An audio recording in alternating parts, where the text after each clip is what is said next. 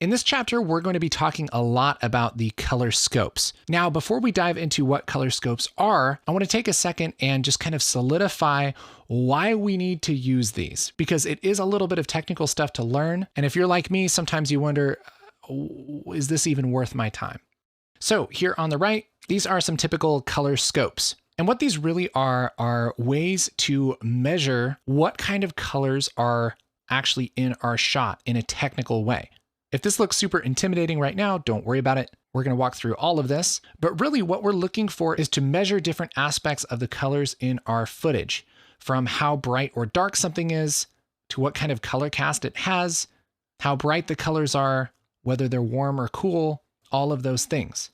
But if color grading is a visual art, then why can't we just look at a shot and decide whether we like it or not? Decide whether it looks bright or dark or anything like that? Well, for the most part, we can look at an image and decide a lot of these things, but there are a couple problems. One is things are going to look different on different monitors. And two, everybody has slightly different language for how they kind of describe what an image looks like.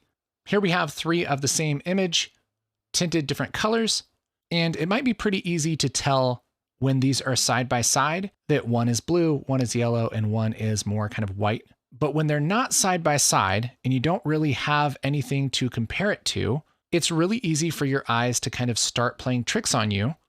And for instance, maybe this one, once we sit on this frame for a little bit, our eyes kind of get used to it and it doesn't look as blue in the background. And it just doesn't look as far off as it did. There are ways to get around this, like looking at something else for a while, comparing it with other images.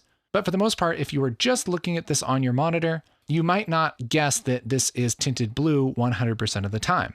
In fact, her teeth look pretty white. In fact, just looking at this as I've been talking, my eyes are starting to get used to it, to the fact where I'm like, yeah, it's a little blue. But then when we zoom out, it's really, really blue. If we use the color scopes, then we can actually look at the data for this back wall and for her shirt and for her skin.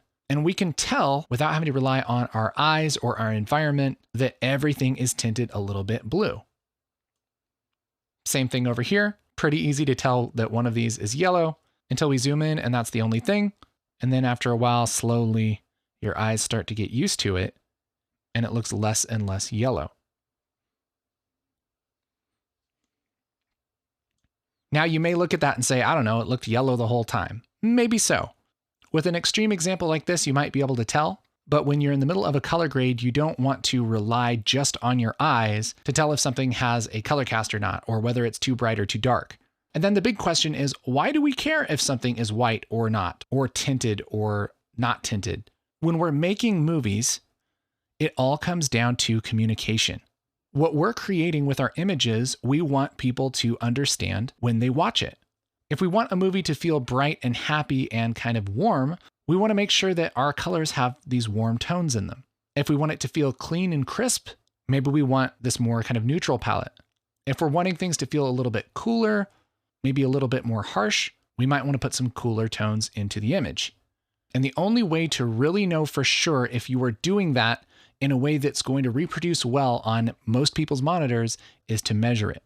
So we're going to use these scopes like a measuring tape. Just like a carpenter uses a measuring tape to make sure that he's building the right size shelves and that whatever he's making is going to actually fit through the doorway, we want to measure our colors and make sure that they're giving the right feeling to the viewer, and also make sure that the technical aspects of how bright or dark or strong our colors are, we are actually doing that. So there's a lot to learn with scopes, but that's why we're putting in the work. So we have a nice tool to measure what we're doing.